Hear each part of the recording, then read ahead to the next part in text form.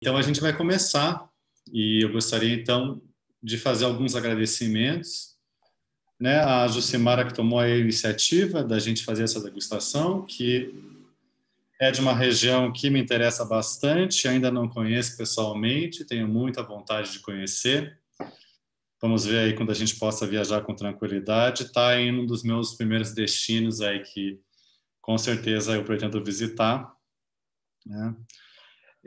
Gostaria de agradecer também ao responsável do marketing, o Rafael, né, da Vinícola Rio Sol, e ao nosso convidado especial, que é o enólogo-chefe, Ricardo Henriques, com quem eu vou ter aí um bate-papo, que ele vai nos contar um pouco sobre, né, o que é essa viticultura tropical, né, que a gente que tem crescido tanto, né, e mostrado aí a sua tipicidade, né, a sua tipicidade desse terroir tão particular aí que a gente não imaginaria que estaria produzindo vinhos finos, né?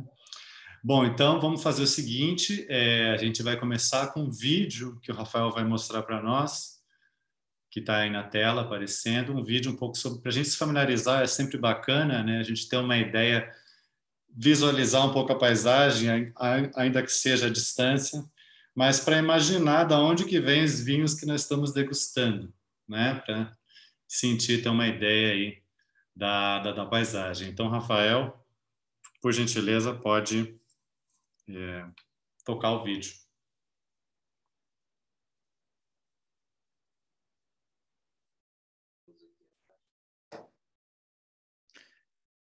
Bem, boa noite a todos. Eu sou Rafael Lira, sou responsável nacional do marketing da Vinícola Rio Sol. Queria agradecer a todos os presentes. É uma honra imensa poder estar com vocês e contar um pouco da história junto com o enólogo, com o Ricardo Henriques, um pouco da trajetória dessa vinícola da Rio Sol, desse projeto inovador. Então, se vocês me permitirem, eu vou passar para vocês o vídeo institucional da vinícola.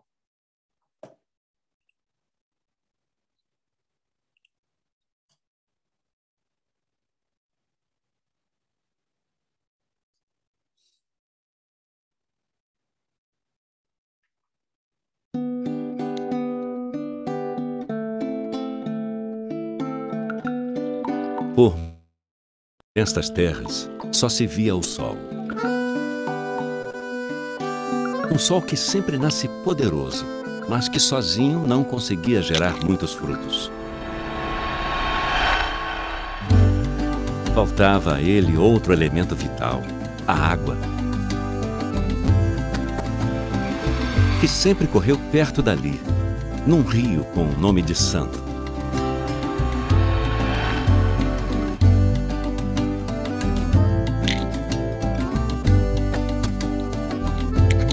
Até que um dia essa terra conseguiu unir o tal rio e o sol. E foi aí que tudo começou.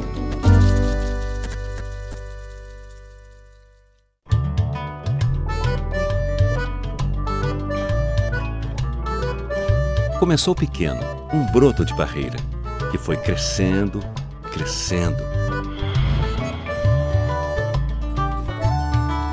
até se tornar uma vinícola de 120 hectares de área plantada. Hoje, por aqui, são produzidos quase 2 milhões de quilos de uvas. Como as brancas Chenin Blanc, Viognier e Moscatel. E as tintas Cabernet Sauvignon, Syrah, Touriga Nacional, Alicante Bouschet, Tempranillo e Merlot. São 2 safras anuais, o que só acontece hoje nessa parte do mundo. Este lugar é único. Latitude 8 do sul do Equador. Aqui tem sol o ano todo e quase nunca chove. A quantidade exata de água que a plantação precisa é retirada do rio com o nome de santo, o São Francisco. O potencial dessa região foi descoberto por um povo que tem vocação para isso, os portugueses. Grupo Global Wines desenvolveu no Vale do Rio São Francisco técnicas inovadoras de plantio. que trouxe a tradição e a tecnologia para transformar uva em vinho e espumante.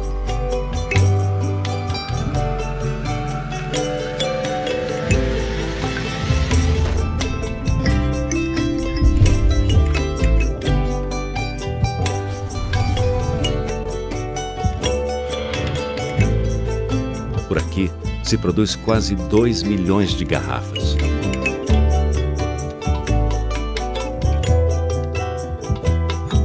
Bebidas distribuídas para todas as partes do Brasil e que conquistaram prêmios de excelência no país e no exterior. Rótulos que já fazem parte de muitos momentos especiais. E são cada vez mais descobertos por quem sabe apreciar o que há de melhor.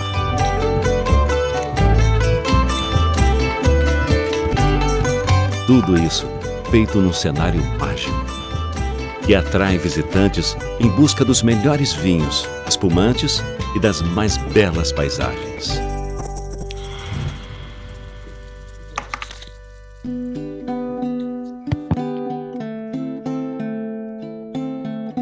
Paisagem que um dia foi só terra, foi rio, foi sol e agora é Rio-Sol.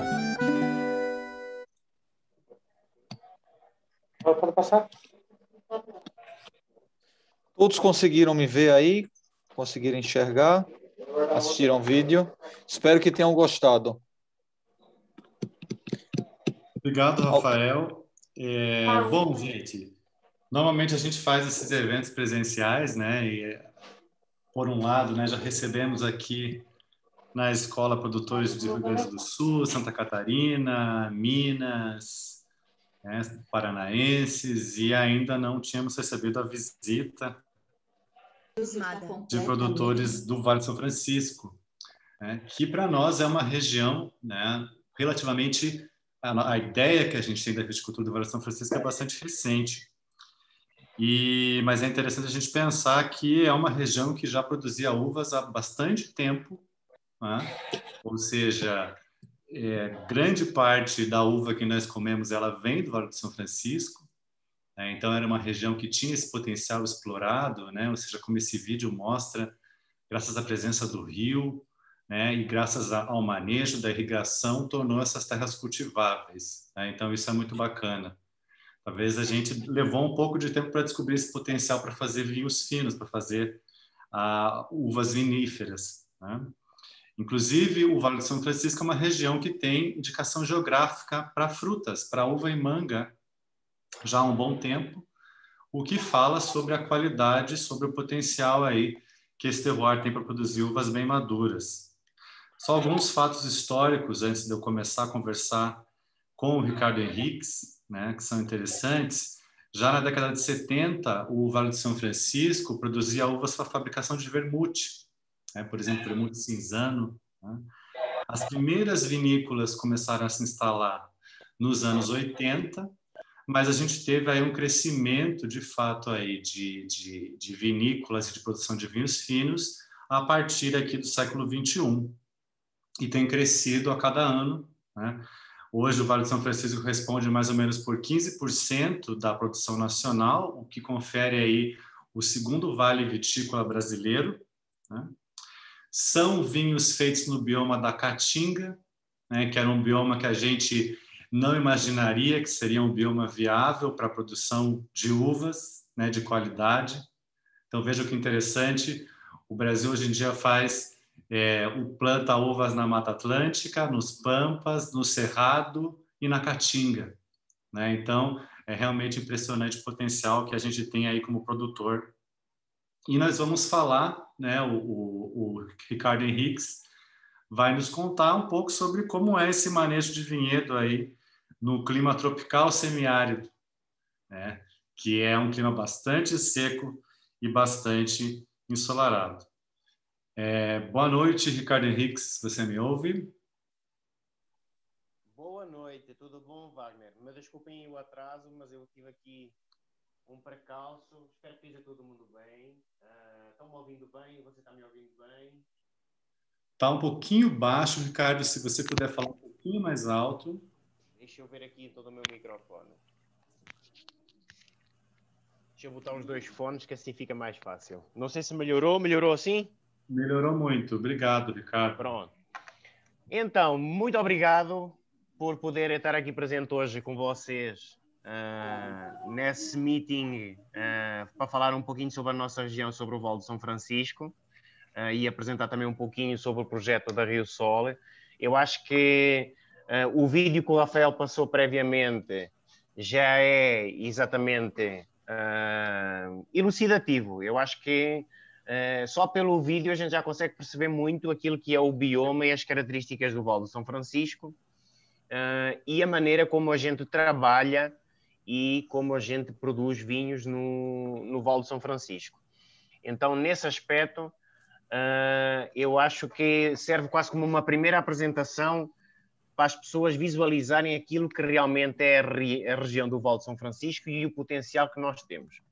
E colocar-me aí à vossa disposição para as questões que possam surgir, dúvidas, debates, o que vocês quiserem colocar e saber um pouquinho mais sobre o nosso projeto. Estou aí 100% com o meu tempo dedicado só para vocês. Maravilha. Ricardo, eu tenho uma primeira questão que eu gosto de saber um pouco da história dos realizadores dos vinhos que a gente toma, né? E se você se imaginaria fazendo vinhos no Nordeste brasileiro, o que te trouxe para cá e como tem sido essa tua vida ali, vivendo aí em Pernambuco, produzindo vinhos na Caatinga? Eu acho que é bem fácil para dizer a você. É mais fácil do que nas outras regiões. As pessoas às vezes podem pensar, a partir do pressuposto, que seria mais difícil ou mais complicado, mas no mundo dos vinhos, muitas vezes as questões são colocadas de maneira inversa. Porque, veja bem, primeiro, falar sobre o fato de eu ter vindo para o Vale de São Francisco. Então, para quem não sabe, a Rio Sol pertence a um grupo português, que é o grupo Global Wines, que é um dos 5 maiores produtores de vinho em Portugal. Nós temos vinícolas dispersas praticamente pelas principais regiões de Portugal. Somos o maior produtor de vinhos do Dão, sendo que o carro-chefe do grupo hoje é o Quinta de Cabris. Então, a nossa principal marca do grupo em Portugal é Quinta de Cabris. E o único projeto que o grupo tem fora de Portugal é o projeto que tem no Vale de São Francisco, e que a principal marca é a Rio Sol, digamos que a marca mais conhecida, a marca mais emblemática da Vitivinícola Santa Maria é a Rio Sol. Tanto que as pessoas conhecem-nos como Rio Sol e não como Vitivinícola Santa Maria. Eu trabalhava na concorrência em Portugal e na altura a Global Wines fez-me um desafio para vir para o projeto do Brasil e conhecer o projeto do Brasil. E eu topei, porque realmente era uma coisa completamente nova e é preferível a gente poder escrever um capítulo numa região nova e descobrir algo novo ou tentar criar algo novo do que ser pura e simplesmente mais uma equação ou na história do vinho em Portugal ou noutras regiões do Brasil. Isso sobre a minha vinda para a Rio Sol e decisão de vir para a Rio Sol. A adaptação é fácil.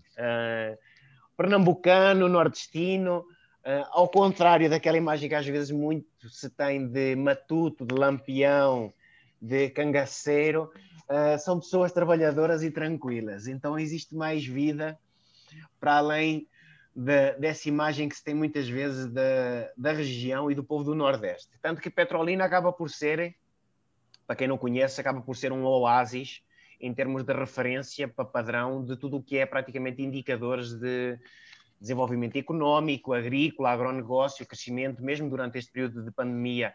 É uma cidade que atravessa um pico de crescimento, então isso prova bem o empreendedorismo que a região tem, que é muito voltado para o agronegócio, das frutas, que nem você frisou, exportação de frutas, certificação de frutas para mercados externos altamente exigentes, mas também de elaboração de vinhos finos. Agora, sobre a região em si e voltar àquilo que eu falei inicialmente, é que muitas vezes as pessoas colocam as coisas ao contrário. A questão devia ser exatamente, não é porque é que eu vim para o Vale do São Francisco ou porque é que a Rio Sol veio para o Vale do São Francisco, é porque é que os outros não vieram para o Vale do São Francisco. Porque, veja bem, a uva gosta do quê? Calor, clima seco, stress, e hoje, se formos a ver de todas as regiões produtoras, dos biomas que você já falou, de Mata Atlântica, da Caatinga, que é o nosso terroir, digamos assim, do Cerrado, tem algumas coisas também no Agreste, então temos aí esses 4 principais biomas a produzir vinho. O único realmente que é seco durante todo o ano, que tem temperatura para a planta se desenvolver sã e com qualidade durante o ano inteiro, que tem um solo pobre, extremamente pobre. Vocês viram pelo vídeo que só se vê Mandacaru e a Caatinga parece que foi tocada fogo, ou seja, não tem nem nutriente nem água. Mas em compensação tem uma bênção, tem o Rio São Francisco. Então eu, como ser humano, e como qualquer agrónomo ou viticultor, a gente sabe quais é que são as necessidades da planta. Então, quando eu sei, eu gosto muito de fazer este comparativo, de comparar a nossa região em termos daquilo que é a agronomia, com, por exemplo, um prato de cozinha. Imagine que você está cozinhando e jogam para você uma panela com dendê, leite de coco, pimenta, sal, azeite lá dentro e dizem para você, agora faça um arrozinho branco sem gosto nenhum. Você não consegue. Você não consegue tirar os ingredientes daquela panela dali de dentro. A mesma coisa se passa com o solo onde a planta está inserida. Quando você tem solos altamente nutritivos, que é os casos, por exemplo, da Mata Atlântica, e que chove, então a gente tem que admitir que chove, são climas chuvosos, porque se não fossem climas chuvosos ou climas complicados, não existiriam safras históricas ou icónicas, porque elas seriam sempre iguais. Se existem safras icónicas ou históricas, é porque realmente aquele ano foi um ano excepcional, mas não devia ser só aquele ano, devia ser sempre. Devia ser a planta sempre adaptada ou ter características para se desenvolver naturalmente e não tanto essa questão de este ano foi excepcional. E o ano que vem? O ano que vem foi choveu. Lamentamos, então vai ser um ano ruim, não pode ser. Então o que a gente quer é exatamente consistência e estabilidade. E o único sítio realmente onde a gente tem isso é no Vale de São Francisco. Porquê? Porque a gente sabe que tem um clima estável, que oscila mais ou menos em 3 tipos de terroir durante o ano. Eu gosto de considerar que a gente tem 3 terroirs, que é, vamos considerar quadrimestres. Vamos considerar um terroir daí de fevereiro a mais ou menos agora maio, que é um clima que é um clima relativamente quente, mas a gente sabe que a probabilidade de ocorrer alguma chuva quando chove no Vale de São Francisco é nessa época do ano. Então, às vezes, a gente tem que antecipar uma colheita e fazer vinhos, por exemplo, o que é que a gente faz? Direciona para fazer vinhos bases para espumante, vinhos mais jovens, mais frescos, da linha de entrada. O segundo terroir, e atenção que aqui, como componente de terroir, só estou considerando o clima. Todos os outros fatores são comuns, ou seja, eu tenho o mesmo solo, tenho a mesma planta, tenho a mesma variedade de uva, o fator humano continua a ser o mesmo. Aquilo que vai oscilar é único e exclusivamente as amplitudes térmicas e as variações climatéricas. Então vai acabar por criar 3 terroirs dentro de um bioma único. Esse segundo seria de maio a mais ou menos final de agosto, setembro, que é o que a gente chama de inverno. Que é o quê? Em que as amplitudes térmicas não são tão altas, a gente tem temperaturas máximas aí na faixa de 31, 32 graus durante o dia e à noite baixa de 17, 18 graus. Então a gente tem maturações mais longas, é seco, é frio, mas é mais seco do que esse primeiro quadrimestre que eu mencionei. E então eu tenho maturações mais longas e mais equilibradas. Então a gente destina para fazer vinhos que têm um potencial de guarda e de envelhecimento maior. Porquê? Porque eu tenho um equilíbrio entre a maturação de polifenóis e antocianas muito bem casada com o equilíbrio ácido e amadurecimento dos açúcares da uva. E depois, o final do ano, que acaba por ser o mais fácil, porque é seco do mesmo jeito e é mais quente. Então tenho maturações um pouquinho mais rápidas, mas ao mesmo tempo permite-me tapar os buracos dos outros dois. Imagine, se no primeiro eu tive vinhos que foram colhidos com menos extração, menos teor alcoólico, precisam mais aroma, mais cor, mais alguma coisa, eu, no final do ano, é só decidir quando é que eu vou colher, como é que eu quero colher e com que características é que a gente vai querer a matéria-prima. E a mesma coisa depois ali no intermediário. Então, a fase final, o terceiro terroir, é como se fosse um tapa-buraco. Então, a gente pode escolher aquilo que quer para colmatar as deficiências dos dois primeiros.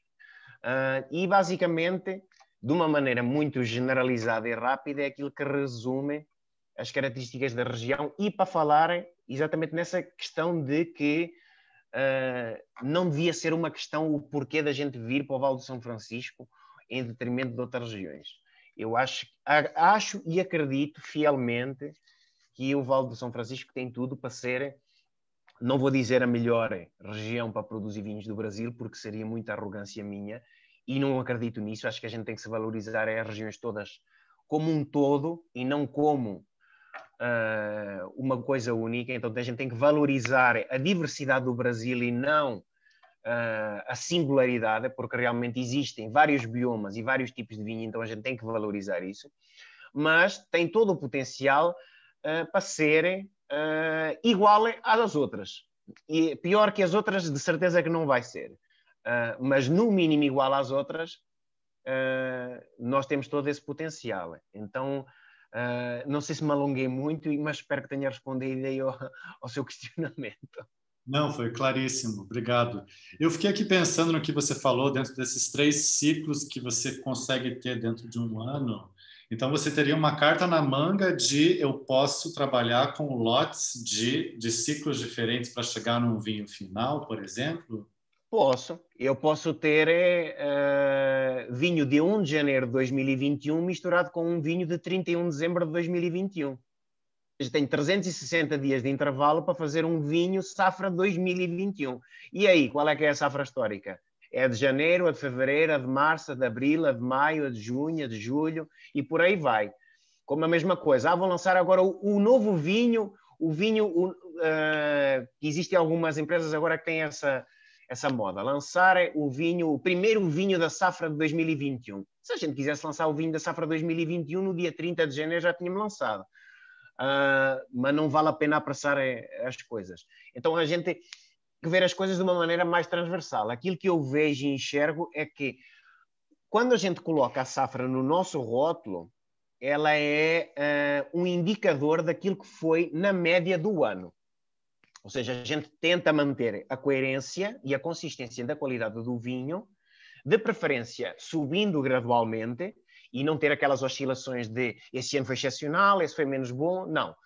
No mínimo vamos trabalhar para fazer sempre igual e se pudermos ir gradualmente melhorando, vamos trabalhar para ir melhorando sempre gradualmente.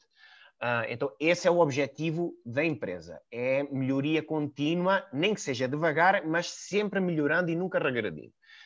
E quando a gente bota a safra, é um pouco relativo e subjetivo, exatamente porque a gente tem essas safras dispersas durante todo o ano. Então, para quem não sabe, a gente colhe uva durante todo o ano, não é sazonal como nas outras regiões do mundo. Então, é isso que torna o Vale do São Francisco único no mundo. É o único sítio no mundo onde vocês vão visitar e no mesmo dia vocês conseguem ver a planta em todos os estágios de desenvolvimento. Ou seja, se quiserem ver verão, primavera, colheita, maturação, num dia só vocês vão conseguir ver isso único e exclusivamente no Vale de São Francisco. É isso que nos torna únicos. Se forem às outras regiões, a primavera é primavera, verão é verão, outono é outono, então as plantas vão estar todas praticamente iguais.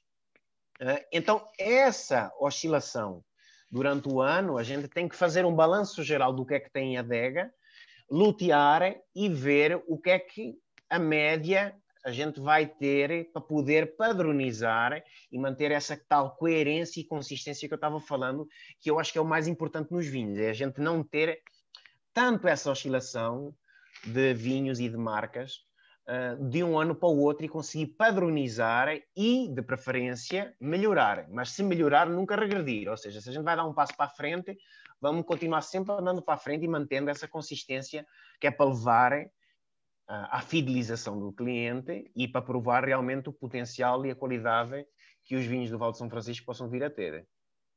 Muito legal. Eu acho que você tem recursos na mão aí que alguns enólogos teriam inveja, né, de poder trabalhar aí com vinhos bases diferentes e poder chegar nessa alquimia para chegar no estilo de vinho, claro, que expresse a região, mas que você também expresse o teu estilo também como enólogo, eu imagino, né? É mais complicado expressar o meu estilo, porque eu costumo falar muitas vezes, se eu expressasse muito o meu estilo, 90% dos vinhos que a gente fabrica, eu não fazia. Mas não é por uma questão de qualidade, é por uma questão de estilo e gosto pessoal. Então, cada pessoa tem o seu estilo. E, como enólogo, a gente tem que ter consciência que a gente está trabalhando para o consumidor. A gente gosta daquilo que faz, eu gosto muito daquilo que faço, tenho o privilégio e a honra de poder exercer uma profissão que gosto e que amo do fundo do coração e me dedico a ela. Mas tenho que ter consciência que quando estou a criar um produto ou quando estamos a elaborar um produto, que tem o consumidor do outro lado. E a gente tem que entender os gostos do consumidor. Então é por isso que a gente também cria portfólios amplos que possam agradar a um leque diverso de consumidores. Se eu fosse fazer, então, lá nessa sequência de só aquilo que eu gosto para mim, seria mais complicado porque eu tenho a certeza absoluta que muita gente não ia gostar daquilo que eu gosto. Então, eu fico-me aí pelos 5 ou 10% do portfólio. Os outros eu trabalho é exatamente para tentar agradar aos outros e eu acho que é o mais importante, é a gente tornar o vinho acessível e que dê prazer às outras pessoas, porque o vinho foi criado e nasceu para isso mesmo, para ser apreciado e cada um tomar do jeito que gosta e o estilo que gosta, sem regras.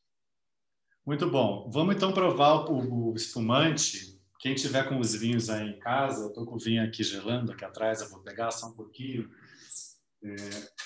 Já deixei perto. Gostaria que você comentasse, então, Ricardo, sobre a escolha da uva que você fez para este, que me deixa muito intrigado. Este aqui é um espumante feito 100% de Syrah, é isso? Isso. Na verdade, isso já é uma meia mentira, porque eles hoje em dia já não é 100% Syrah. Então, hoje que ninguém nos está escutando, eu vou confidenciar só para você que ele já não é 100% Syrah. Ele é aproximadamente 80% Syrah. Ele nasceu como uma necessidade que a gente tinha de fazer espumantes. Então, quando a empresa chegou ao Vale de São Francisco, a gente viu que teria uma aptidão muito grande para fazer vinhos tintos, pelo clima quente e seco. E depois chegamos à conclusão que provavelmente a gente tinha errado redondamente na estratégia e que o Brasil é um país tropical, tem calor, tem 7.000 quilómetros de praia, tem piscina, boteco, carnaval, festa, e que as pessoas realmente gostam de coisas para celebrar a vida e estão corretas. Então a gente teve que se reinventar e a uva que a gente achou que seria mais versátil para fazer isso seria o Syrah. A Rio Sol, não só a Rio Sol, mas a Global Wines, o grupo, tem uma política muito de ser contracorrente. Então, a escolha do Syrah para fazer um Blanc de Noir, ou seja, um branco de uvas tintas, caiu no Syrah porque o Syrah se adapta muito bem ao Vale de São Francisco, é muito versátil. Então, se você for ver o nosso portfólio de uvas, a gente usa ele desde o base branco para espumante, o base para rosé espumante, os rosés tranquilos, Syrah de entrada, entra no corte de reserva e entra até em alguns lotes da linha premium. Então, essas tais oscilações dos 3 terroirs do ano, ele permite-me criar uma diversidade de vários Syrahs diferentes que eu posso encaixar no meu mix e no meu portfólio.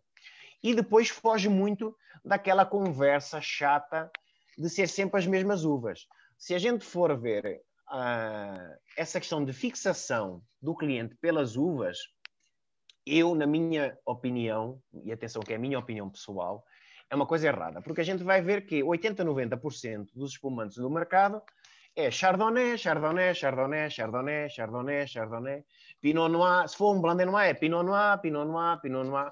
Então a gente estamos sempre provando a mesma coisa. Então por que é que eu, sendo de uma região diferente, com características diferentes, é de estar copiando os outros? Se realmente o Vale de São Francisco quer criar uma identidade e se a Rio Sol quer criar a sua marca e a sua identidade, ela tem que optar por caminhos diferentes e ser contracorrente, ou seja, tem que fazer coisas diferentes dos outros. Ou seja, eu não tenho problemas nenhuns de, numa prova cega, botarem 10 taças de vinho e dizerem assim, esse seu vinho é esse daqui porque é diferente de todos os outros. Tudo bem, eu assumo que sou diferente. Se ele vai gostar ou não mais do meu, aí é uma decisão do consumidor. Mas eu fico satisfeito de ele saber que eu já sou diferente dos outros, porque é o que a gente quer levar às pessoas. É diversidade, mostrar que existe outro lado, outra diferença e outro tipo de vinhos que não sempre os tradicionais, os típicos, ou aqueles que ocupam muito a gôndola do mercado brasileiro e internacional, e que anda muito em torno disso daí, de Chardonnay, Pinot Noir, aquela questão de brioche, panificação, estágio, envelhecido. Então, às vezes, são espumantes mais pesados.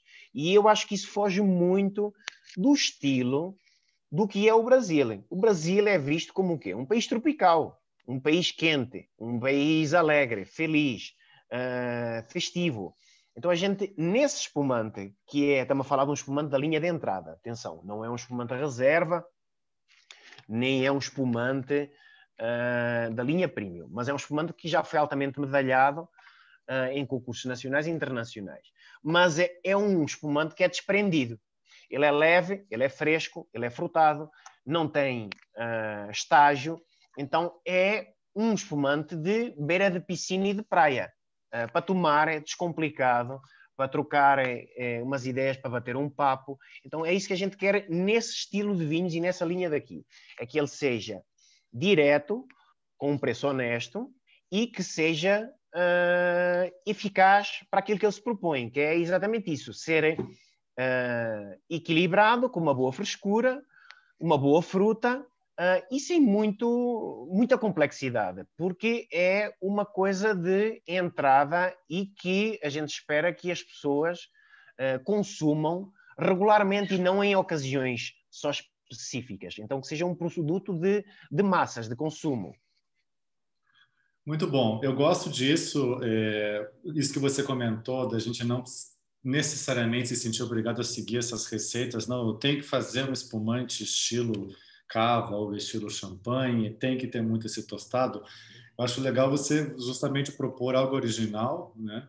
Desde a escolha da uva e respeitando o estilo do mercado, né? E o que o terroir te dá, uma uva boa, né? E eu acho bacana Isso. esse espumante, além de tudo que você falou, dele ser leve, dele ser fresco. Esse frutado, para mim, eu vejo, no começo apareceu algo de tutti-frutti, daí vem uma massa verde no aroma. No paladar, ele é gostoso, ele tem uma leve doçurinha, apesar de brute. Eu acho que isso é uma coisa... Mas aí é o terroir. Se você vir aí na ficha técnica, você vê, podem até mandar analisar em laboratório, que não tem problema não. Ele é quase extra brute. As pessoas dizem muito assim do vinho da região. Mas o espumante lá, ele é muito doce. Amigo, cuidado com aquilo que você está falando, porque se pegarem os brutos da Rio Sol e comparar com os outros brutos do mercado e mandar analisarem em laboratório particular, vão ver que meu açúcar residual, que marca aí na ficha técnica, que eu acho que todo mundo está vendo aí na tela, 9,2 gramas de açúcar residual. O limite para ser brute é acima de 8, ou seja, ele está quase no limite para ser extra brute. Ele tem essa sensação de doçura porque é o terroir dele. É a característica climatérica da uva, da elaboração, é a raiz dele. Ou seja, o calor da região, a tipicidade da região que transmite isso para ele e que dá esse conjunto e essa sensação mais adocicada e leve. Mas isso não quer dizer que ele é mais doce, Porque eu garanto para vocês que os outros, se os mandarem analisar, eles são mais doces do que os meus. Mas é o terroir. Aqui já é uma expressão do terroir. Eu poderia deixar ele menos doce? Poderia, a gente cortaria o açúcar residual, só que teria que rotular como extra brut. E aí a gente já parte para uma conotação comercial, porque na gôndola o brut vende mais do que extra brut. Eu tenho a certeza que o meu consumidor ia gostar mais desse espumante se ele fosse extra brut. Mas se eu botasse extra brut no rótulo, ele provavelmente não iria comprar, ia comprar um brut. Então a gente tem que botar isso aí também na balança de como gerir essa questão do bruto ou não. Mas essa questão realmente da doçura, que você falou, é verdade. E é mais saliente no bruto branco do que, por exemplo, no rosé. Se você pegar, por exemplo, o bruto rosé, que não está aqui para prova... O rosé de Syrah também. Você não sente tanto. Ele tem a mesmo açúcar residual, só que o que é que acontece? Como a gente trabalha com uma estrutura maior de extração do Syrah, ele camufla um pouco essa questão da doçura. Mas sendo que a acidez dele, porque praticamente é a mesma uva. O meu mosto lágrima, o mosto flore, ou seja, o suco flore, que eu uso para fazer o branco, eu depois o prensa, eu uso para fazer rosé. Ou seja, a mesma uva dá dois vinhos completamente distintos. Tanto de sensação aromática, como de sensação gustativa. E a gente não vai sentir tanto essa questão da doçura. Porquê? Porque a estrutura que eu vou extrair da casca e de aromas vai camuflar um pouquinho essa sensação do tal adocicado que possa ter no final. Mas isso é uma coisa que a gente assume que tem. Porque, como eu falei, é um produto que é para ser consensual em massas. Se realmente a gente quer uma coisa mais especial, a gente tem outro segmento de produtos, temos extra brutos, temos primos, e exatamente já para trabalhar isso. Tanto que a gente tem aí outros lançamentos para fazer esse ano, que eu acho que até está na pauta para a gente falar isso aí hoje, que são espumantes já para isso. Vão ser bruto com outras uvas e para trabalhar num padrão de nível mais elevado do que este. Este seria, digamos assim, o espumante cocktail, para a abertura de tudo o que vocês quiserem. Legal. Pessoal, se vocês quiserem, queria aproveitar, quem quiser ir no chat colocar as impressões do que achou do espumante e quiser colocar alguma pergunta, fique à vontade aí que a gente pode estender aí para vocês. É mais, gostaríamos que vocês participassem também. Bom, mas continuando falando das uvas, você que é do Dão, e me chama a atenção, eu não tinha provado ainda, porque a gente pensa em Vale do São Francisco, pensa em Syrah, e daí, de repente, me chega aqui uma garrafa de Touriga Nacional, e a Touriga é a rainha do Dão. Então, me conte mais sobre essa escolha, né, de trazer a Touriga para o Vale do São Francisco. O que você percebe de diferença de adaptação de comportamento de uma Touriga no Dão para uma Touriga lá no Vale? Eu diria que é um sistema híbrido, em termos de comparação. A gente não somos uma Touriga do Dão, mas também não somos uma Touriga do Alentejo. Então o que é que acontece? A gente joga muito... Eu sou suspeito, porque eu sou português, então tenho um carinho muito especial pelas uvas portuguesas. Então nesse aspecto eu gosto muito de valorizar o património de uvas português. Por isso é que no Brut e Branco a gente já inseriu o Arinto. O 80% é Syrah e a gente já está empurrando o Arinto, que é para ver se dá um cheirinho de Portugal também no espumante. E porque realmente é uma uva muito boa para incluir no espumante. Mas a Touriga Nacional, ela é híbrido. Este é um dos vinhos que realmente eu gosto de fazer. Não é que eu não gosto de fazer os outros, mas este é um daqueles que eu dou mais atenção porque acho que tem que ter uma certa identidade e alguma identidade genética com a raiz da uva, que é o caso de Portugal. Não vou falar do Dão especificamente, mas vou explicar porque é que eu acho que ele é um sistema híbrido. Então, a gente trabalha hoje na Rio Sol com vários sistemas de condução. A gente tem espaldeira, que é aquele sistema que vocês conhecem mundialmente, que é as uvazinhas assim enfileiradas. Isso, enfileiradas na vertical, e temos outros sistemas, mas outro que se destaca muito é a latada, que é muito usada na uva de mesa, que é um sistema horizontal. Aí o que é que acontece? Na Touriga Nacional, para a elaboração dos vinhos de Gran Reserva, a gente só trabalha em sistema de latada, coberto, na horizontal. Porquê? Primeiro, eu tenho menos exposição solar, então eu guardo mais aromas primários. Então, aquela questão que a gente tem nas tourigas do Dão, de bergamota, tulipa, lilás, caruma, aromas de mato, aroma primário e floral, eu vou conseguir ter, porque o que é que acontece? Eu reduzindo a minha exposição solar do cacho, a minha produção fenólica vai ser diferente do que se eu tiver um cacho em espaldeira completamente exposto e sujeito à insolação. Nesse sistema, eu vou ter, por exemplo, mais aromas de submaturação, compotas, ameixa, morangos, então, mais esse estilo e esse perfil sensorial. E na Touriga Nacional a gente quer isso. Como é um clima quente, eu não vou ter nem a questão do dão, nem a questão da sobrematuração e da extração. Então, acabo por ter uma coisa híbrida. Porquê? Porque eu retardo a minha maturação, reduzo a minha exposição, consigo ir buscar um pouquinho mais de aromas frescos, primários, florais, e, ao mesmo tempo, a marca da região do calor e do terroir, eu não consigo desvincular dela. Mas isso é bom. É uma touriga, a gente vê que é uma touriga, percebe que é uma touriga, mas, ao mesmo tempo, tem lá o traçozinho genético que não foi feito em Portugal, nem no Dão, nem no Alentejo, mas sim no Vale do São Francisco. Muitas vezes ela vai buscar, às vezes, até um toque que eu não enxergo nos vinhos em Portugal, que é de goiaba. A gente tem, às vezes, um traço de goiaba na Touriga Nacional. É na Touriga Nacional e no Tempranillo. Então, isso... Desculpa, eu gosto que você está tropicalizando até a paleta aromática, usando frutas nossas, eu acho isso muito legal. Eu sempre comento isso, que para sommelier é muito bom quando você usa descritores que falam, né, dos hábitos alimentares e da memória olfativa de cada povo, né? Acho muito legal você falar isso. Mas tem que ser. Você já tentou explicar, imagine para alguém dizer assim, não, esse vinho está com flor do Himalaia, da China, não sei. Ele se calhar nunca saiu nem do estado onde ele vive, como é que ele vai saber que cheira a flor lá do sítio? Então a gente tem que atrelar exatamente isso. E a gastronomia faz muito esse papel, não é? Então a gente tem que atrelar ao sabor, a comida e os sabores regionais, à tipicidade dos seus produtos regionais, nesse caso o vinho que a gente está falando. E a Touriga Nacional, muitas vezes, Touriga e o Tempranillo, são dois vinhos que eu consigo ver na goiaba. A gente tem um Tempranillo que também vai buscar muito essa questão da goiaba, da goiabada. Existem outras coisas de maracujá, noutras uvas, mas hoje a gente está focando aqui nesse vinho, então vamos falar dele.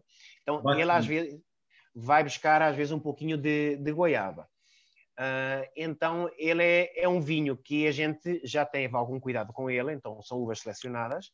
A gente já teve o cuidado com ele no plantio, ou seja, desde o plantio e a forma como ele foi plantado para poder elaborar ele. São vinhos que, esse que você está tomando, eu não sei qual é que é a safra, mas acredito que deva ser para aí 2015. Está com o microfone desligado. 2017, pronto. Então é a safra mais recente que está chegando ao mercado. Então você já está provando a mais recente de todas. Mas são vinhos que a gente lança para o mercado com algum tempo. Então, para você ter uma ideia, a gente estamos em 2021 e estamos lançando vinho em 2017.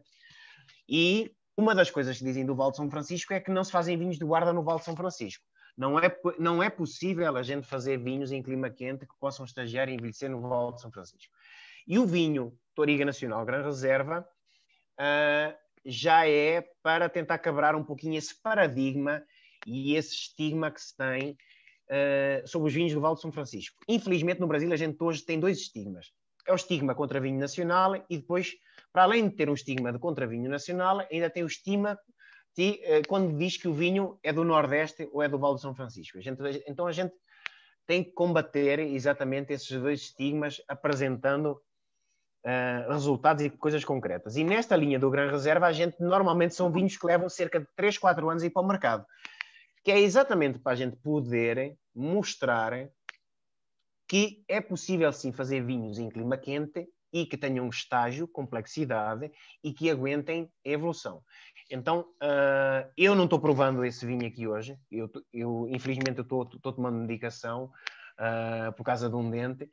Mas é um vinho que, a meu ver, ainda está muito jovem. Ou seja, é um vinho que tem algum estágio em barricas de carvalho, moderado. A gente usou 9 meses de barricas de carvalho francês. Uma boa parte da barrica que é usada é de segundo uso. Porquê? Porque aqui a gente quis dar preferência à matriz aromática primária e secundária e não tanto terciária e de estágio em barrica nela. Ou seja, manter a essência daquilo que é a uva e o potencial da uva na região.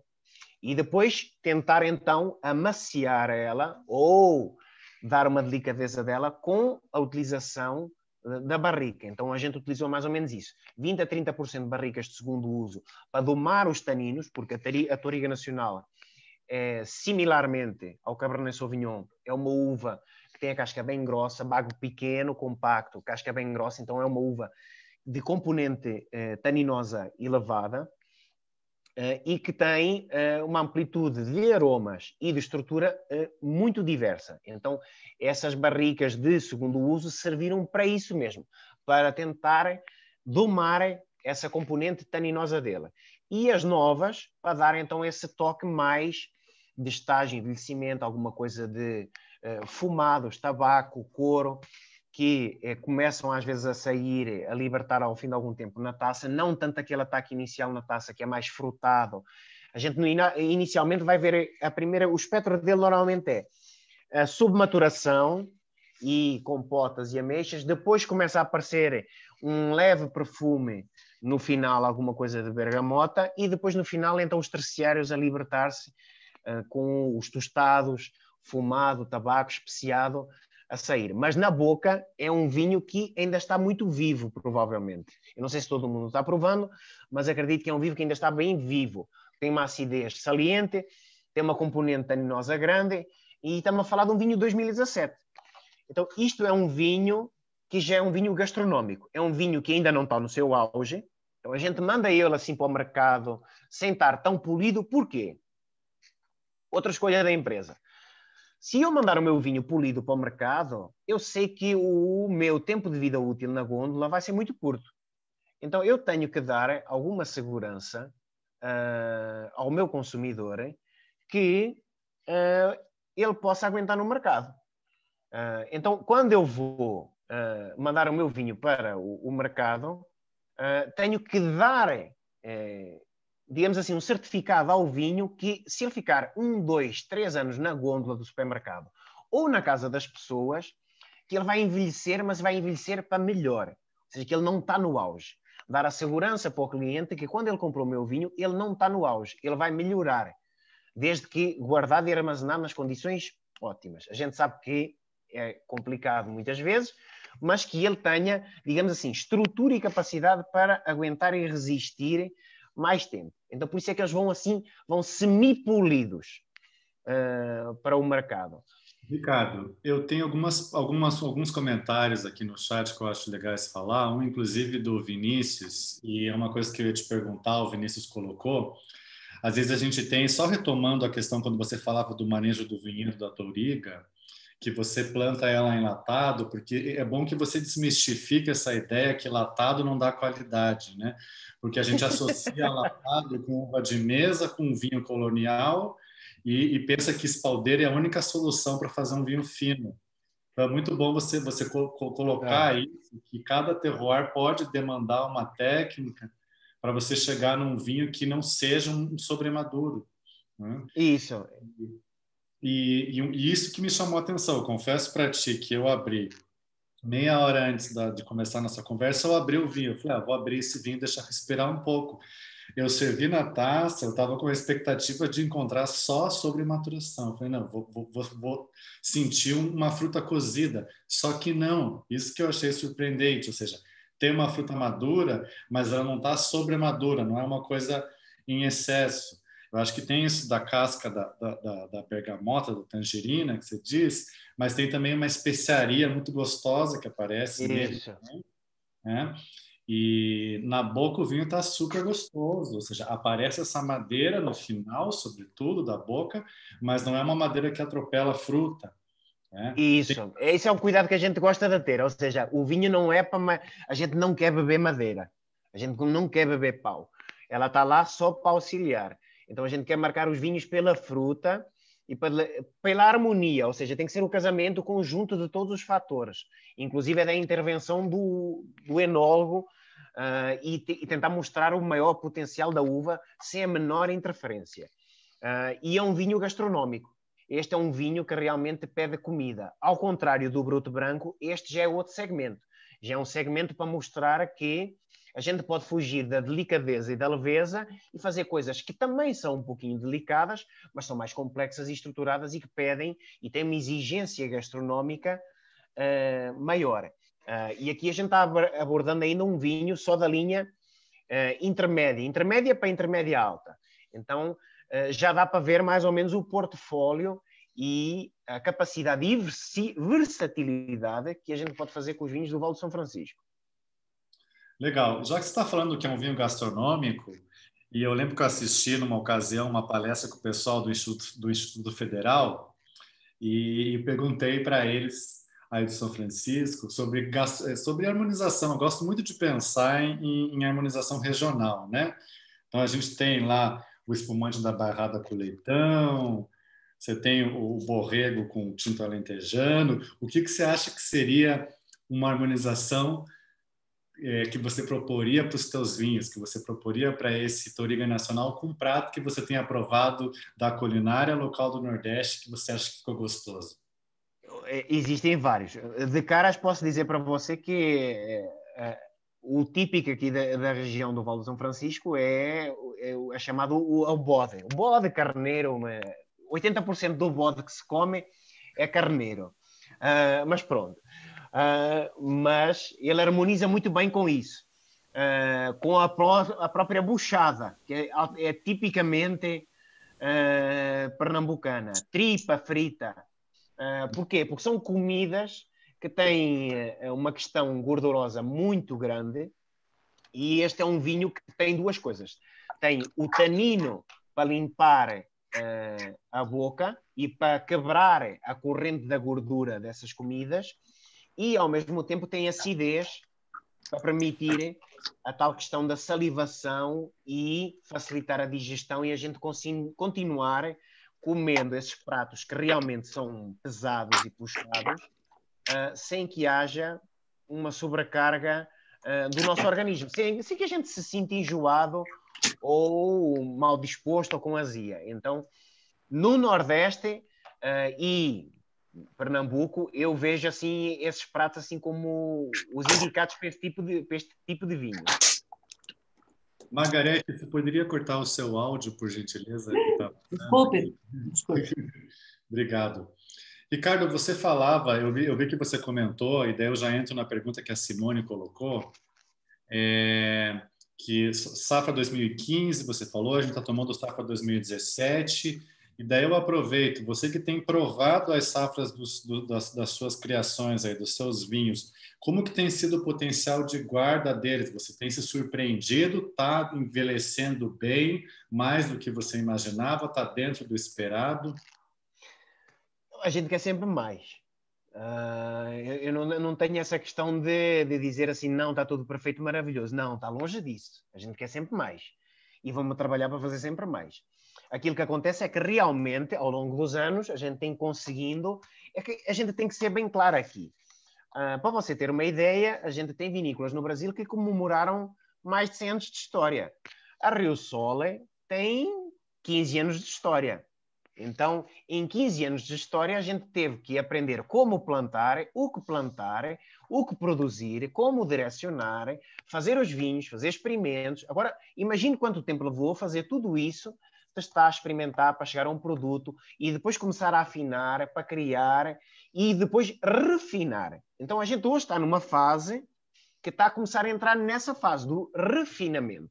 Então, a gente já sabe com muitas certezas o que plantar e como é que há de direcionar esses vinhos.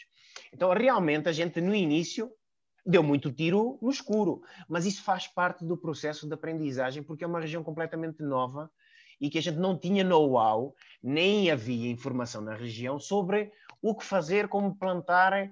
Então, foi um risco que a empresa assumiu bem, já passámos essa fase, mas demos também muita cabeçada. A gente não pode fugir do processo de ilibação disso. Então, no início, realmente, os vinhos a gente via que tinham que ser trabalhados de maneira diferente e a gente teve que começar a afinar, a escolher tipos de condução, tipos de clone, tipo de porta-enxerto, porque não é só plantar. Existe um trabalho de investigação enorme que as pessoas às vezes não imaginam naquilo que é a viticultura, não é nem enologia. O grande segredo do vinho, ao contrário do que muita gente pensa, muitas vezes não está na adega. O enólogo, o melhor enólogo do mundo é aquele que não tem que fazer nada, porque o segredo está na matéria-prima, está na uva. Se a uva entrar em perfeita condição, ele só tem que não estragar. Se ele não estragar, ele vai fazer um vinhaço. Então, eu tenho uma vida santa e me dou os parabéns se eu fizer pouco, porque é bom sinal, porque os agrónomos trabalharam bem e eu não tive que intervir nos vinhos e eles resultaram em coisas boas. Agora, falando sobre isso do estágio, e aquilo que eu vejo nos últimos tempos é que realmente a gente tem conseguido ir refinando esse processo de afinamento dos vinhos e de seleção de uvas e de clones diferentes. É um processo que a gente ainda vai melhorar muito mais. A gente tem um potencial para melhorar muito mais ainda. Hoje eu posso dizer para você que, por exemplo, dentro da linha Gran Reserva, ele tem um potencial para atingir o auge de 5 a 10 anos. Então imagine, esse vinho que você estava tomando é de 2017, então vai fazer esse ano 4 anos. Ou seja, o auge dele ele vai atingir dos 5 aos 10. Ou seja, ele ainda não atingiu. Então ele vai ficar nesse intervalo ali, vamos jogar, por exemplo, ali para o meio, 7, 8 anos. Ou seja, daqui a 3 anos, talvez, ele esteja no auge do auge. Daí para a frente quer dizer que ele vai piorar? Não. Ele vai estabilizar, vai manter ali o patamar. Vamos ver durante quanto tempo ele vai manter o patamar, mas eu acredito que pelo menos durante 1 ano ou 2 ele vai manter o patamar de auge. E depois vai cair, mas vai cair... depende daquilo que o consumidor considera como cair, porque ele vai começar a entrar na matriz sensorial dos terciários.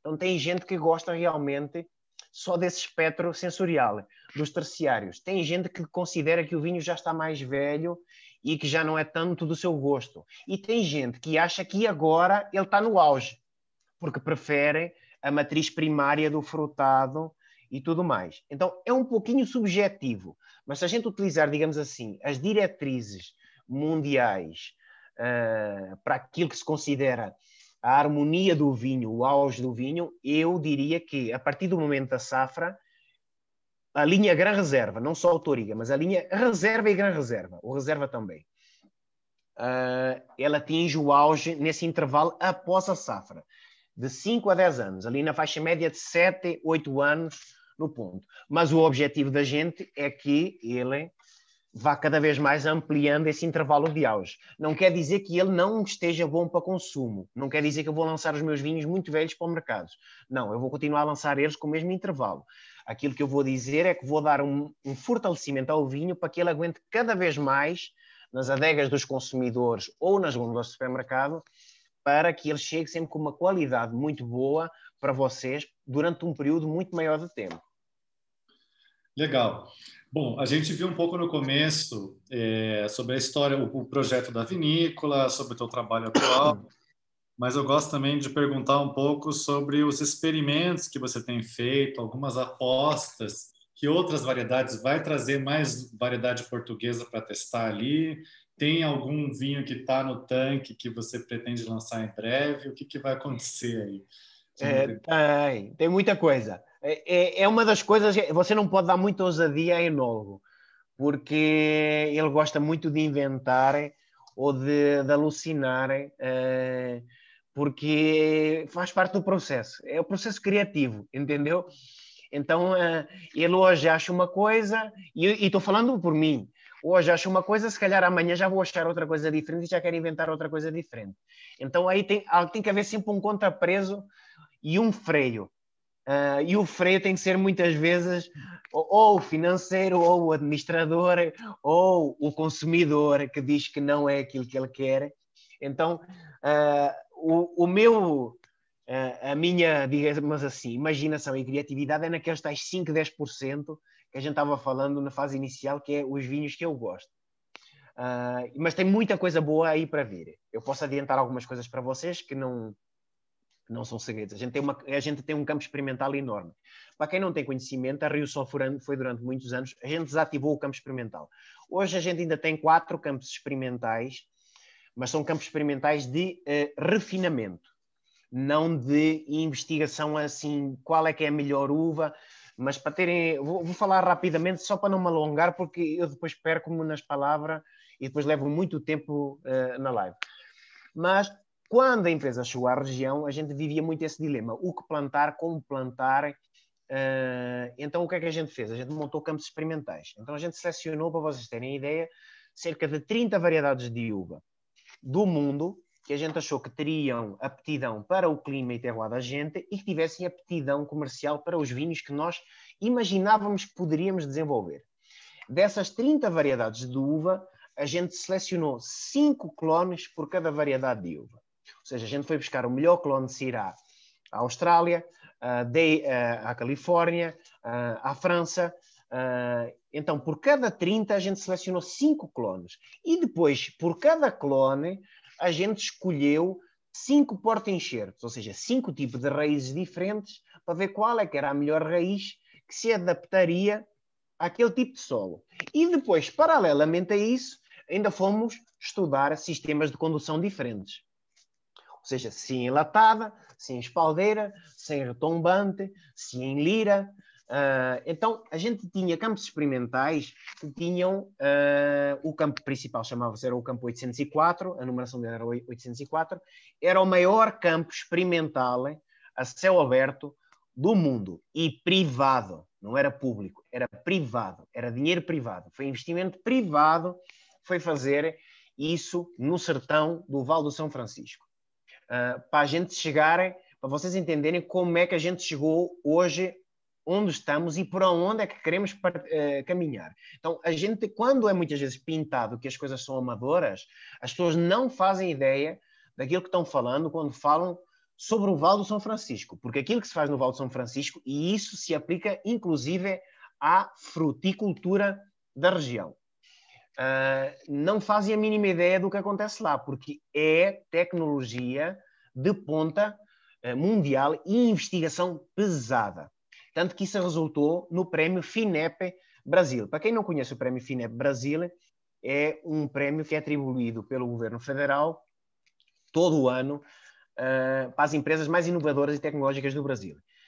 Em Pernambuco, na história de Pernambuco, só 2 empresas é que ganharam o prémio FINEP.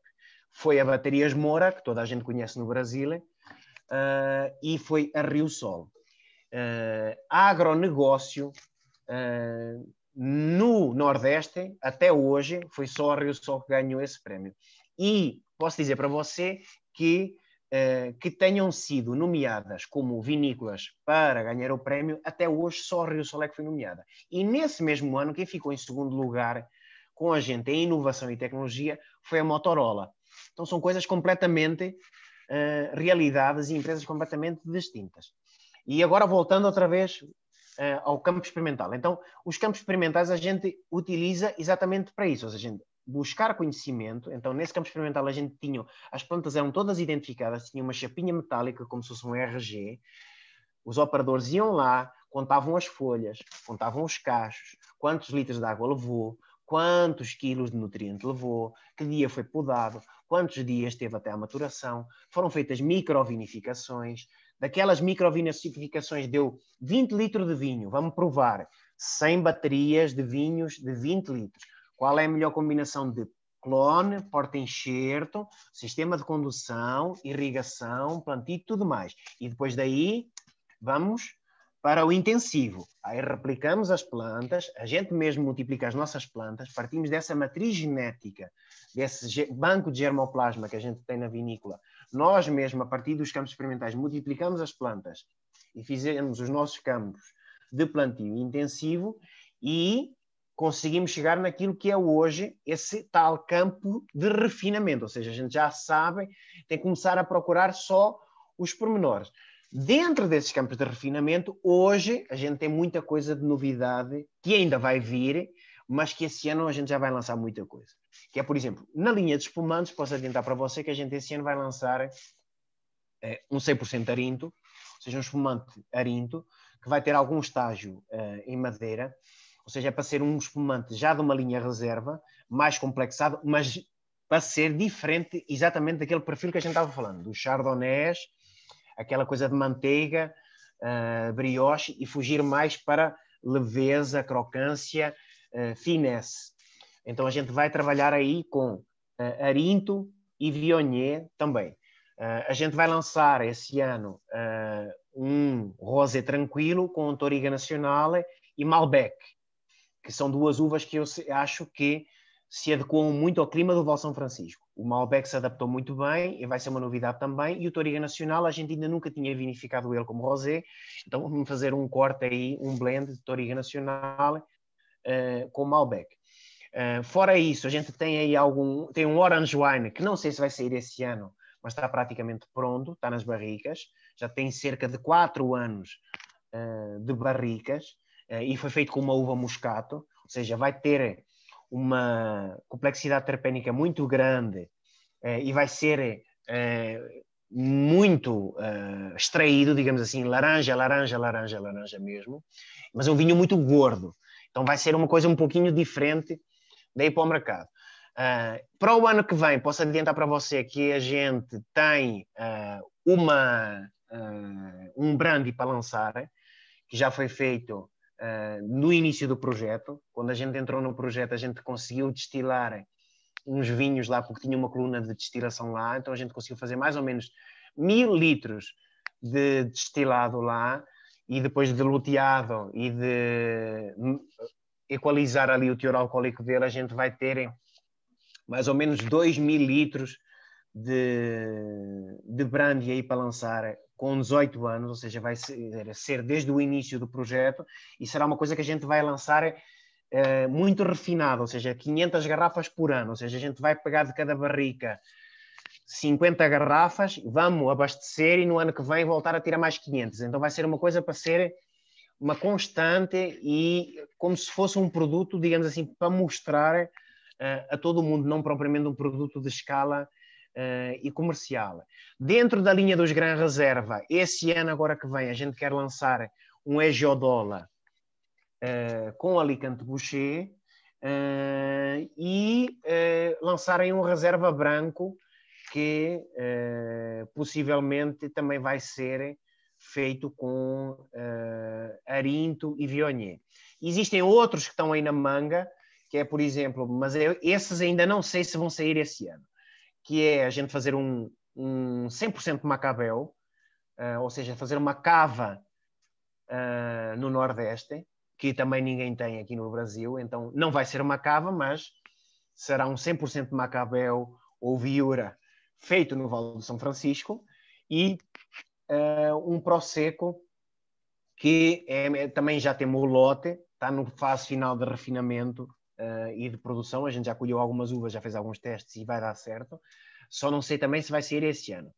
Mas desses que eu mencionei, alguns deles vão sair. E provavelmente a gente vai começar a trabalhar já aí no outro vinho icónico e topo de gama tinto. Hoje, atualmente, a gente está com a assinatura, o mais conhecido é o Paralelo 8, mas a gente está aí com a linha assinatura. Mas já estamos trabalhando aí noutras safras que não estão no mercado, mas que vão ser, não é novidade, mas que vão ser lançados, mas são vinhos que a gente acredita que o potencial dele está melhorando de safra para safra, digamos assim. Legal, Ricardo, muito bom. Se nota a paixão que você tem quando você está contando e falando do seu trabalho, isso é muito bacana.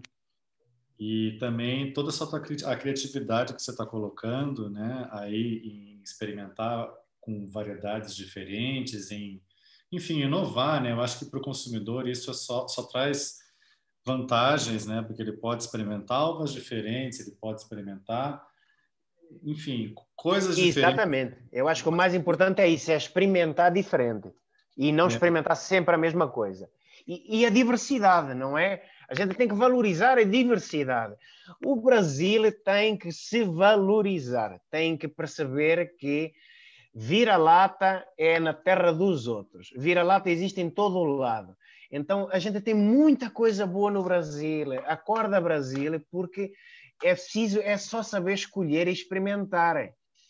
Mas isso cabe ao consumidor. A gente está aqui para criar e ajudar no processo, mas a decisão de compra da garrafa está sempre na mão do consumidor. Agora, não tenham medo de experimentar. Se não gostou, ótimo.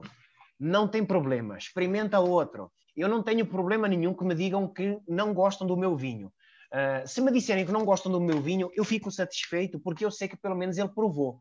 Agora, se me dizem assim, eu não tomo vinho brasileiro, ou eu não tomo vinho do Nordeste, isso para mim é que é um mau sinal.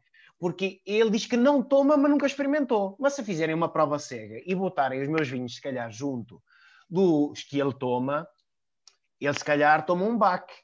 Ele toma um choque de realidade, deixa a terra e se calhar depois pensa duas vezes antes de falar asneira. Então a gente tem que perder esse complexo e medo de tomar aquilo que são os produtos regionais e brasileiros. Eu não estou dizendo para tomar só os meus, não é nada disso. A minha briga é exatamente para a gente se valorizar como um todo e como país, porque realmente existe muita coisa boa no Brasil, não existe só coisa ruim. Existem algumas coisas que são, não vamos falar ruins, vamos falar que são menos boas. Mas antes, se existem menos boas, existem também muito boas. Então, vamos ver o que cada um gosta e tentarem chegarem naquilo que a gente gosta. E isso a gente só consegue experimentando e dando uma oportunidade. Então, produto a gente tem. Concordo contigo, Ricardo. Eu acho que isso é uma coisa que eu reforço bastante para os meus alunos aqui na Escola de Sommelier, que nós temos aqui em Curitiba, que a gente tem que valorizar o produto local, né? Tem que perder esse complexo de vira-lata e para o tempo que o Brasil tem de viticultura, né? Você está falando de um projeto de 15 anos, já está conseguindo experimentar um monte de variedade, já está conseguindo ter vinhos bem acabados, super bem feitos, equilibrados. Então, isso é uma coisa que o consumidor brasileiro precisa realmente beber o local, né? É o que faz mais sentido, né? Que a gente pense dessa forma. Olha, eu por mim ficaria muito tempo conversando contigo. Nós estamos aí essa limitação de horário, né? Mas eu gostaria... Não, fica à vontade, fica à vontade. Tá, ótimo. Mas de reforçar, assim, de tê-lo aqui pessoalmente para visitar aqui a nossa escola, aqui em Curitiba. Terei muito gosto. Porque vai ser muito legal essa sua aula que você está dando de vinhedo e de contar o seu dia a dia, né? E que eu acho isso muito bonito. Só queria passar aqui alguns comentários. Teve bastante elogio do espumante, gostaram. A gente falou sobre as uvas diferentes que você incorporou. Tem gente curiosa para provar o brandy, né? Todo mundo se entusiasmou aqui com o teu posicionamento de apoiar o vinho brasileiro, né? E aqui nós temos uma pergunta da Patrícia sobre a idade das vinhas desse campo experimental ali das variedades. Isso é uma coisa que eu ainda não sei. E é uma coisa que não sou eu que vou responder, porque no vinho as coisas são transgeracionais, é o que você está falando. A gente tem 15 anos, isso é uma coisa que vai ficar para além de mim. Eu não sou a Rio Sol, e um dia eu vou sumir da Rio Sol. E antes de eu entrar na Rio Sol já existia Rio Sol. Então as pessoas vão e vêm, mas aquilo que tem que ficar são as marcas e a qualidade dos seus produtos. E aquilo que a gente tem é que vai aprendendo com a idade, está melhorando com a idade. Então, essa questão do vinhedo é a mesma situação. Aquilo que eu posso dizer para você é que o vinhedo que eu tenho mais antigo, hoje na fazenda, ele tem 18 anos, que é desde o início do plantio, que é um lote de 10 geodola, são 2 hectares. Ele faz 2 safras ao ano, ou seja, ele teria o equivalente a 36 anos, certo? E posso dizer para você que é dos lotes que eu mais gosto e que não quero erradicar. porque toda a uva que é feita lá é destinada para vinhos de reserva ou de linha de reserva para cima. Então, ele tem um potencial, e isto, atenção, isto não quer dizer que se aplica a todas as variedades de uva, estou falando de um caso específico, certo? Então, mas que existe potencial para os vinhedos envelhecerem, existe. Agora, quanto tempo eles vão conseguir aguentar?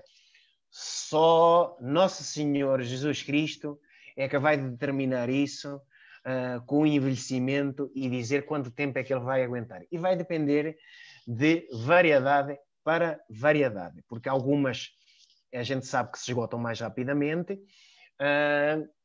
mas há outras que aguentam muito bem com a prova da idade. Esse caso da Giodola é exatamente uma prova disso. Ele tem 36 safras, o equivalente a 36 anos, está forte, firme e produz com excelente qualidade. E também não se prendam muito para isso, porque se vocês forem ver, 80% a 90% dos vinhos que são consumidos no mundo inteiro, não é só no Brasil, é tudo de vinhedos de intensivos e novos. Em qualquer parte do mundo, vão-vos mostrar aqui, olha que lindo, maravilhoso, aqui um Vinhas Velhas. Sim, é lindo, maravilhoso. Quanto é que isso representa da produção daquele produtor? A não ser que sejam Premier Cruz ou Grande Borgonhas, que são realmente o core de negócio deles, que eles fazem 5 mil garrafas, mas vendem cada garrafa a 20 mil reais. É esse o vinho que a gente vai tomar todo o dia a dia. Eu considero-me um mortal, ainda não sou imortal para tomar esse vinho todos os dias, então acho que não é esse o objetivo. Tudo bem que esses vinhos existam e fazem bem existir, mas se estamos a falar de coisas de nicho de mercado.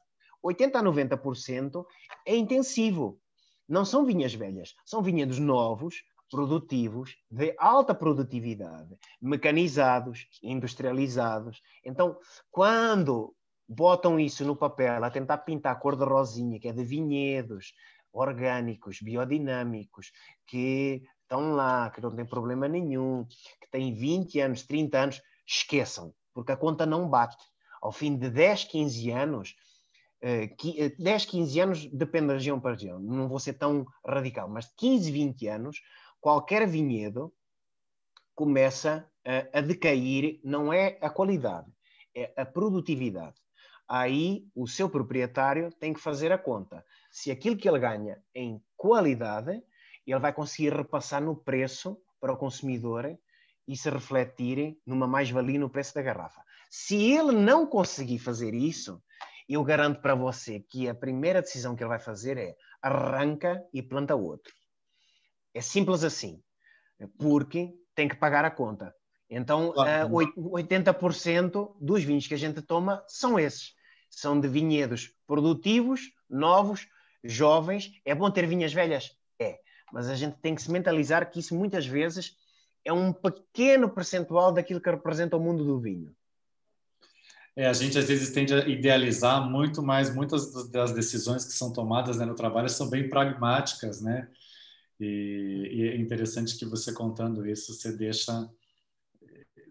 ilumina mais, às vezes, algumas noções que a gente tem um pouco obscuras, quem não trabalha no dia a dia, né? Como você trabalha. Ricardo, muitíssimo obrigado mesmo, adorei conversar contigo e reforço o convite, vamos manter contato, que eu gostaria muito que você viesse aqui para falar pessoalmente. Desejo assim todo sucesso para você trabalhando aí na Rio Sol. Obrigado. Parabenizo pelo Touriga, tá uma delícia esse vinho, me surpreendeu muito. Eu te digo assim que eu degustando as cegas, eu não falaria que era um vinho do Vale de São Francisco. Da minha ideia que eu tinha, do que eu tinha provado até então de lá. Mas isso é bom, isso é bom. É isso que a gente quer. Me surpreendeu bastante.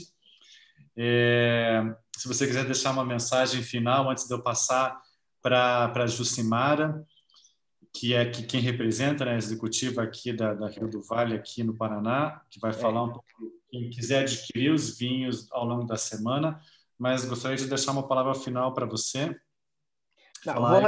Vou ser breve. Primeiramente... Desculpa, eu posso pontuar algumas coisas que você falou no decorrer, que eu acho que foi muito rica a tua apresentação. Eu queria pontuar algumas coisas, porque eu já trabalho com o vinho na loja física, e eu queria compartilhar um pouco das experiências que eu tenho com relação ao cliente final. Depois que ele prova o teu produto, os feedbacks que eu ando tendo, que eu acho que é bem importante, eu que já trabalho com esse produto há uns dias, uns meses, enfim, te passar o feedback que eu estou tendo desses vinhos em relação a isso que o pessoal falou no chat aí, de coisas que ele é muito surpreendente. Vou começar pelo espumante, ele é muito surpreendente. Então, por se tratar de um brute, às vezes você consegue convencer alguém que está no demi-sec ou no moscatel, que hoje em dia, pelo menos aonde eu trabalho, é o que domina a venda de mercados, o mercado de espumantes, que é dominado pelo moscatel hoje ainda no Brasil, que o pessoal está começando a gostar de vinho, principalmente vinhos espumantes. Então está se perdendo o costume de só tomar espumante no fim do ano, e o pessoal está começando a levar como um vinho gastronômico também. E o teu, eu achei bastante interessante a parte que você apresenta um produto brut. Você já provou para a gente aí com a tua apresentação que ele se classifica no termo brut pela a quantidade de gramas de açúcar que tem por litro. Então, assim, quando o cara toma e vê, eu até comentei no chat, ele é um vinho que dá vontade de mastigar. Ele é uma fruta muito viva. E a gente tem essa correlação. A moscatel é uma das únicas uvas brancas, principalmente, que se fazem espumante, que tem gosto muito forte de uva. Então, eu consegui sentir bastante isso no teu espumante. Eu acho que ele é bastante explosivo, bastante expressivo, que são lugares que é feito num lugar de extremo sol, assim, de bastante insolação. A gente consegue justificar isso para o cliente, que é um lugar onde a uva amadurece mais. Então, na hora de você fazer a fermentação, sobra um pouco de açúcar residual, depois o degorgement, enfim, o processo que você usa. Então, eu acho que é um vinho bem legal para você tirar um pouco desse preconceito que o pessoal tem com o vinho brasileiro. Falando um pouco do Gran Reserva Touriga Nacional, eu achei bem surpreendente você fazer esse vinho 100% com Touriga Nacional, porque a Touriga Nacional, a maioria dos vinhos icônicos de Portugal, feitos de Touriga Nacional, ela entra no blend principalmente para acrescentar aroma. Então, no blend, eles colocam outras uvas para, digamos, corrigir a parte de corpo e de acidez, e você conseguiu entregar um produto completo fazendo um varietal de Touriga Nacional. Não que outros enólogos não consigam, mas o desafio é exatamente o Vale do São Francisco, que é um terroir ainda inexplorado. Você usou há pouco tempo de envelhecimento em carvalho, e mesmo assim, mesmo assim, não. Por isso, ele acabou tendo bastante característica de Touriga Nacional, que é esse paladar mais ácido, que pede comida. É um vinho extremamente vivo, expressivo, que do começo ao fim ele te surpreende. Eu fiz uma experiência aqui, metade do vinho eu deixei no decanter e metade eu deixei na garrafa. E o que ficou na garrafa se apresentou a mais características terciárias, que apresentou mais o esfumaçado, um pouco de baunilha, um leve toque assim de baunilha, mais ajudando também no volume de boca. E o que ficou decantando já ficou extremamente vivaço e ácido, pura fruta, assim, ficou surpreendentemente gostoso e frutado, sem notas de compotas, uma coisa mais de fruta silvestre, morango, amora, enfim, eu achei extremamente interessante, gostei muito do trabalho que você apresentou, a tua explicação, assim, vai ajudar muito na argumentação de venda para o cliente perder esse medo de experimentar vinhos brasileiros, principalmente de produtores do Nordeste. Eu acho que a partir de hoje vai me incentivar muito mais a vender esse tipo de produto pelo trabalho que você fez. Parabéns. Não, obrigado. Agradeço aí as palavras e a colocação. Mas eu acho que o mais importante é isso, é a gente experimentar, testar e depois cabe ao consumidor decidir se realmente gosta do estilo ou não. Não existem estilos certos, errados nem perfeitos. Então, vocês aí no final é que têm que decidir se gostam ou não gostam. É que nem escolher roupa. Ninguém se veste igual, nós não somos iguais, nem somos obrigados a andar todo mundo de igual, nem gostar todos do mesmo. Então, no vinho acaba por ser um pouquinho assim. A gente tem a capacidade de mostrar alternativas. Depois, se vão escolher ou não, aí cabe ao consumidor ou não. Não podemos nunca ser ou partir do pressuposto que somos inferior aos outros. Podemos ser diferente, não inferior. Mas aproveitar então rapidamente aqui só esse tempinho para agradecer muito o convite, colocar-me desde já à vossa disposição. Então, se for aí ao Paraná, terei muito gosto. Se realmente tiverem interesse, a gente pode até fazer uma prova com algumas novidades ou apresentar os nossos produtos e fazer alguma coisa mais teórica ou prática, se tiverem interesse. Então, eu tenho essa abertura, se vocês quiserem. Terei muito gosto em mostrar a minha visão da região e daquilo que eu acho que é a região. Não é para vender os vinhos, é mostrar uma visão. Se depois gostam da visão, aí já é outra história. Agradecer este tempo aqui convosco e abrir as portas da empresa para vocês. Então, do mesmo jeito que você me ofereceu a sua casa, eu ofereço a minha também. Então, toda a gente que realmente quiser conhecer o projeto da Rio Sol, fique sabendo que a porta está aberta, que o vídeo que vocês viram em institucional, podem ir lá e ver in loco. Se eu estiver lá, terei muito gosto em acompanhar vocês.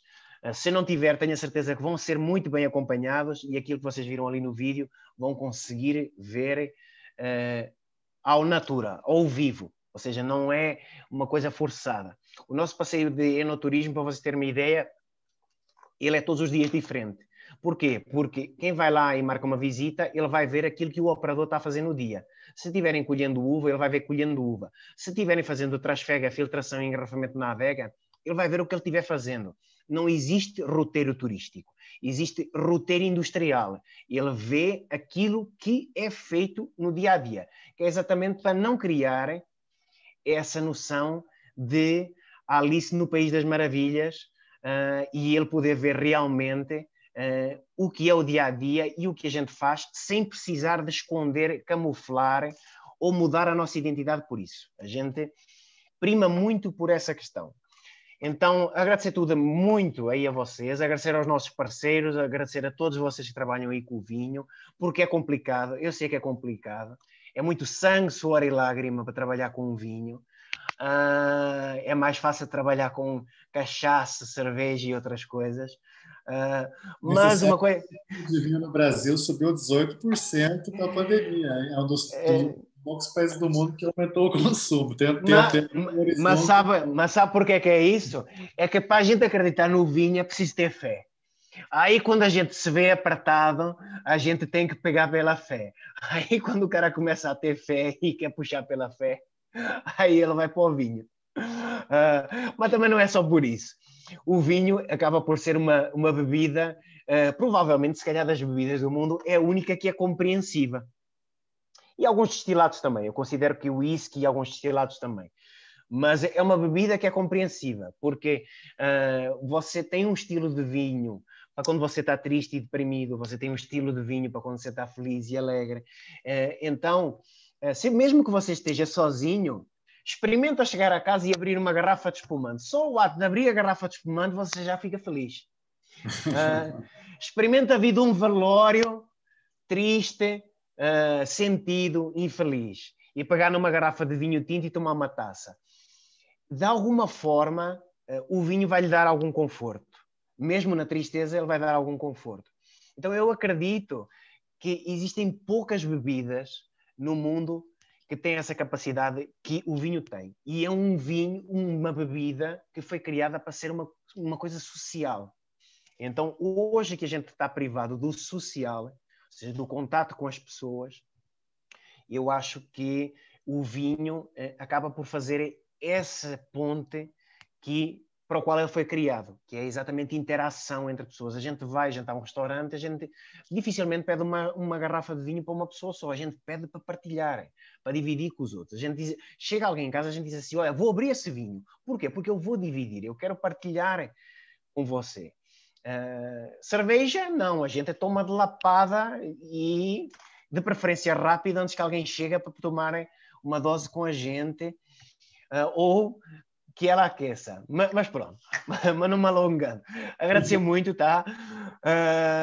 E deixarei as portas abertas, tá? Então eu acho que tem informação aí toda da gente e a gente tem muito gosto em receber vocês e sempre que precisarem de alguma coisa da nossa parte, mesmo não indo aí, se precisarem de alguma coisa de suporte ou de ajuda em aulas, material didático, amostras para degustação, fiquem sabendo que podem contar connosco, porque quem mais tem interesse em divulgar a região, a marca e os vinhos do Brasil é a Rio Sol. Então, nessa briga aí pelo vinho, estamos junto com vocês, tá bom? Então, tudo de bom para vocês e deixei aí com os representantes da gente para dar aí a palavra. Muito obrigado, Ricardo. Foi um grande prazer conversar contigo. Assim que puder, estarei visitando.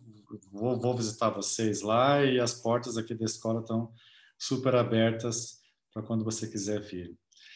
Jucimara, você quer então aproveitar e contar sobre quem quiser ainda adquirir esse kit de degustação? Claro que sim. Boa noite a todos. Primeiramente, queria agradecer pela presença de todos aqui. Wagner, Ricardo Henriques, muito obrigada. É muito bom se reunir ao redor do vinho, ouvir essas histórias que vocês nos contaram, né? De uma maneira tão bacana, né? A gente poder estar reunido aqui. Então, agradeço muito a presença de vocês aqui entre nós, aqui do Paraná, né?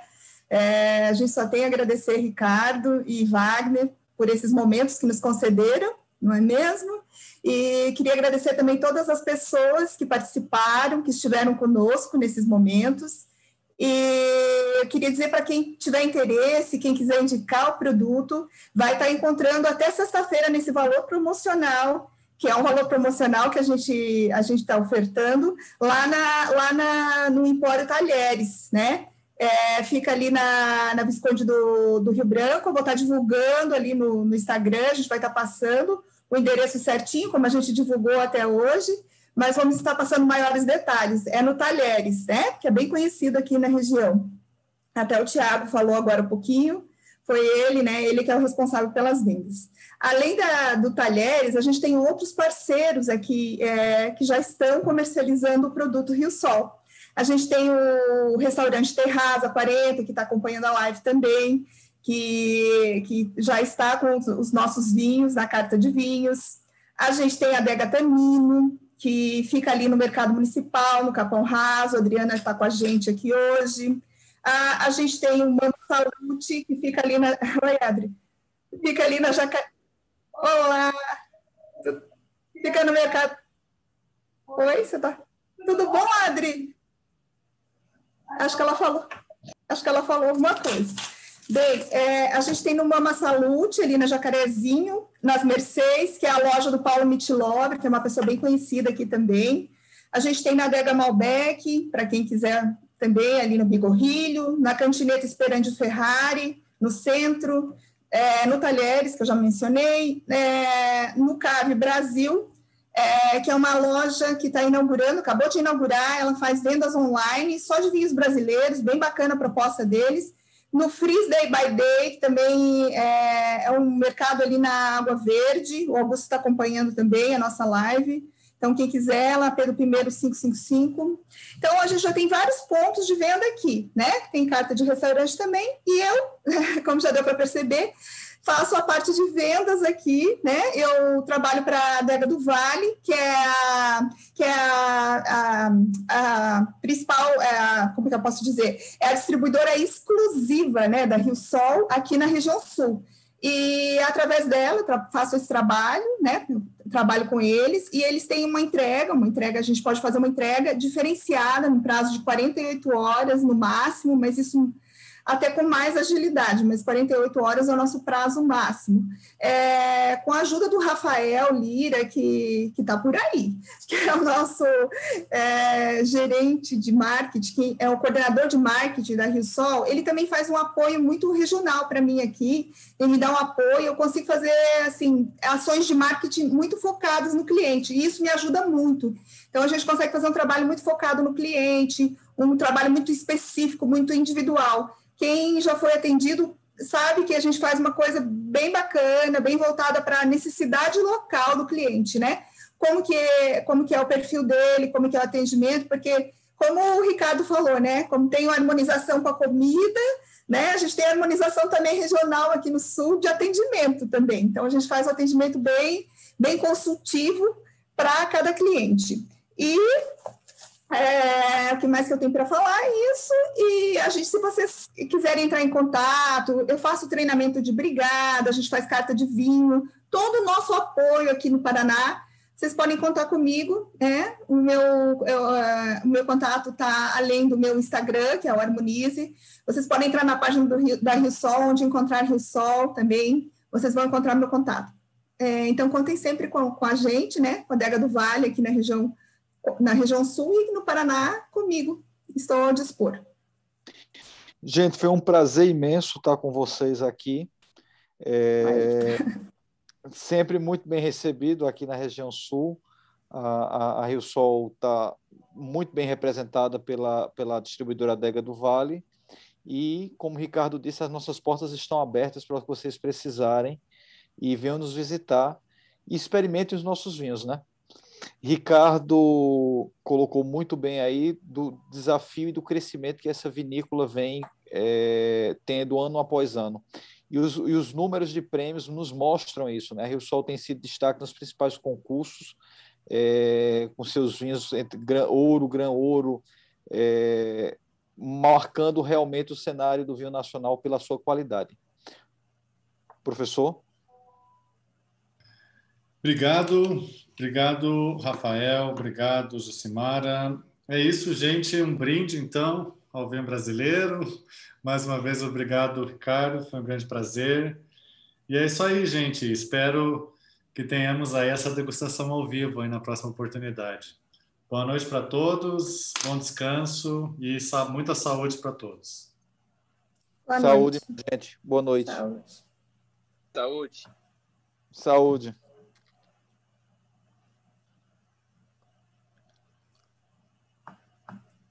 Saúde.